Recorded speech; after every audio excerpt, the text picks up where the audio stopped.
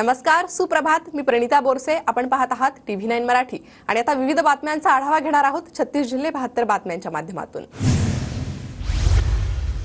देवेंद्र फडणवीसांनी मला पहिल्यासारखं हलक्यात घेऊ नये, मनोज जरांगे पाटलांचा देवेंद्र फडणवीसांना इशारा. मराठ्यांना फक्त फडणवीसच टिकणारं आरक्षण देऊ शकतात. आरक्षण हवं असेल तर जरांगेंनी फडणवीसांच्या गुड बुक मध्ये जावं, नितेश राणेंचं विधान.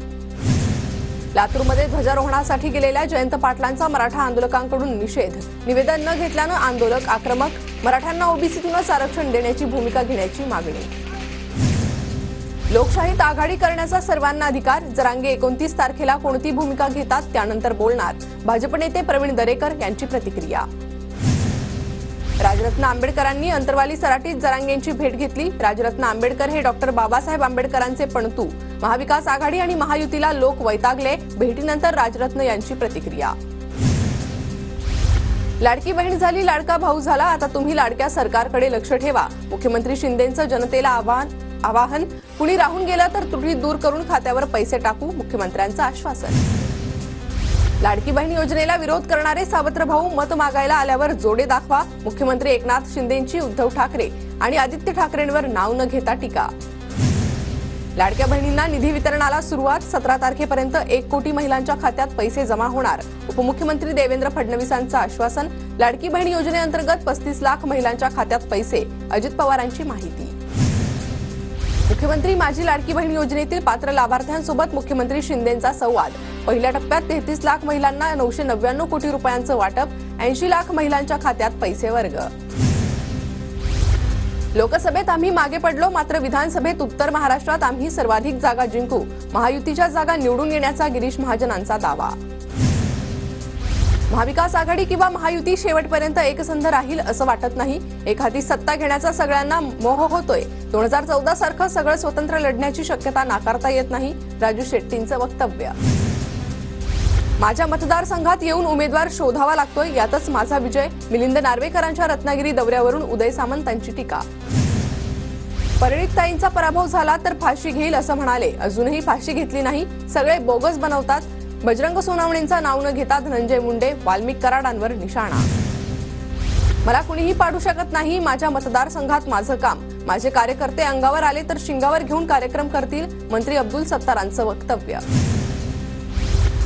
धाराशिव जिल्ह्यातील विधानसभेची एकही जागा सोडणार नाही. आरोग्यमंत्री डॉक्टर तानाजी सावंतांचं वक्तव्य. आरोग्यमंत्री तानाजी सावंत आणि स्वाभिमानीचे अध्यक्ष राजू शेट्टी यांची गुप्त भेट. सोलापुरातील शासकीय विश्रामगृहात दोन्ही नेत्यांची तब्बल 1 तास चर्चा. कोल्हापुरात आम्ही 4 जागा मागितल्या आहेत, तर राज्यात महायुतीत आम्ही 15 जागांची मागणी केली आहे. जनसुराज्य पक्षाचे विनय कोरे यांचं वक्तव्य. उद्धव ठाकरेंचा फेक फोटो व्हायरल केल्याप्रकरणी ठाकरे गट आक्रमक. फेक फोटो व्हायरल केल्याप्रकरणी ठाकरे गट तक्रार दाखल करणार. प्रसिद्ध उद्योगपती गौतम अदानी साई दरबारी. दौऱ्यात अदानींच्या कारचं सारथ्य माजी खासदार सुजय विखेंनी केलं. साई दर्शनानंतर उद्योगपती गौतम अदानी विखे पाटलांच्या निवासस्थानी. मुख्यमंत्री एकनाथ शिंदेंच्या हस्ते बदलापूर नगरपालिका इमारतीचं लोकार्पण. 53 कोटी रुपयांच्या निधीतून बदलापूर पालिकेनं 7 मजली भव्य इमारत उभारली. आमदार मंदा म्हात्रेंच्या प्रयत्नानं नवी मुंबईतील सार्वजनिक गणेशोत्सव मंडळांची मंडप भाडे आणि अनामत रक्कम 5 वर्षांसाठी माफ. गणेश मंडळांमध्ये आनंदाचं वातावरण. बारामतीत मुसळधार पावसाची हजेरी. गेल्या अनेक दिवसांपासून कडक उन्हाने त्रस्त असलेल्या बारामतीकरांना पाऊस पडल्याने दिलासा. नागपूरमध्ये अनेक भागात जोरदार पावसाची हजेरी. दुपारनंतर झालेल्या पावसानं घराबाहेर पडलेल्यांना जोरदार पावसानं झोडपलं. मुंबईत पुढील काही दिवस हलक्या सरींची शक्यता. हवामान खात्याचा अंदाज. तर पुढील काही दिवस ढगाळ वातावरण राहणार.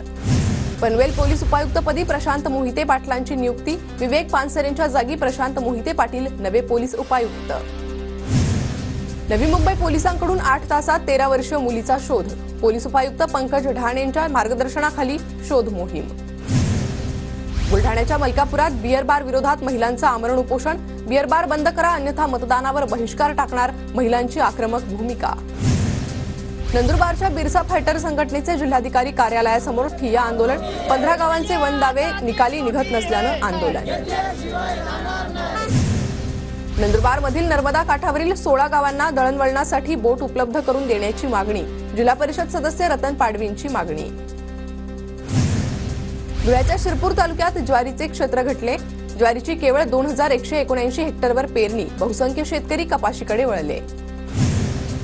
धुळे लोकसभेच्या खासदार शोभा बच्छाव यांच्या जनसंपर्क कार्यालयाचं उद्घाटन, आमदार कुणाल पाटलांच्या हस्ते उद्घाटन संपन्न। धुळ्यात रानभाजी महोत्सवाचं आयोजन, महोत्सवाची पालकमंत्री गिरीश महाजनांकडून पाहणी।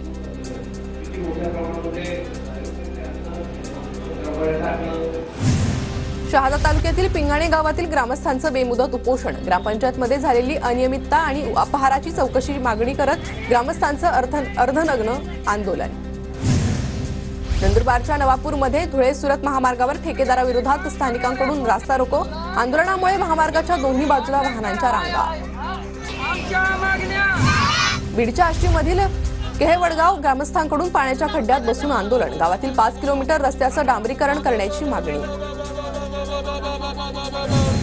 जळगावच्या चाळीसगावमध्ये पंचायत समितीसमोर टाकळी प्रशासन ग्रामस्थांकडून खंडे घेऊन आंदोलन, 20 ते 25 दिवसांपासून नळांना पाणी येत नसल्यानं नागरिक संतप्त, सरपंच आणि उपसरपंच उडवाउडवीची उत्तर देत असल्यामुळे स्थानिकांचे आरोप। जेजुरीतील कडेपठार ट्रस्टमध्ये विश्वस्तांच्या मुलांचा बेकायदेशीर हस्तक्षेप वाढल्याचा 2 विद्यमान विश्वस्तांचा आरोप, धर्मादाय आयुक्ताकडे तक्रार करूनही न्याय मिळत नसल्यानं राजीनाम्याचा इशारा। 54 वर्षात पक्का डांबरी रस्ताच न झाल्यानं आष्टीच्या गहेवडगाव येथील ग्रामस्थांचं अर्धनग्न आंदोलन, वडगाव फाटा ते नागरगोजे वस्ती हा 5 किलोमीटरचा रस्त्याचं तत्काळ डांबरीकरण व्हावं यासाठी ग्रामस्थांचं खड्ड्यात बसून आंदोलन। महाराष्ट्र राज्य रस्ते विकास महामंडळानं समृद्धी महामार्गावर उभारलं पहिलं हेलिपॅड, अपघातग्रस्तांना विनाविलंब तत्काळ मदत मिळावी यासाठी हेलिपॅडची उभारणी।